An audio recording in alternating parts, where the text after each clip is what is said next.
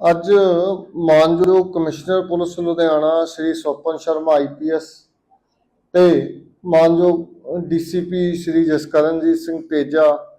PPS ਤੇ ਸ਼੍ਰੀ Jashandeep Singh Gill ADCP zone 4 ਦੀ ਰਹਿਨਮਾਈ ਹੇਠ ਸਾਡੇ ਪੁਲਿਸ ਸਟੇਸ਼ਨ ਟਿੱਬਾ ਜਿਹੜਾ ਹੈਗਾ ਸਬ ਡਿਵੀਜ਼ਨ ਈਸਟ ਇਹਨਾਂ ਨੇ ਇੱਕ ਜਿਹੜਾ ਅਣਸੁਲਝਿਆ ਕੇਸ ਜੋ ਮਰਡਰ ਦਾ ਸੀ FIR ਨੰਬਰ 180 ਮਿਤੀ 7/8/2026 ਅੰਡਰ ਸੈਕਸ਼ਨ 302 ਤੇ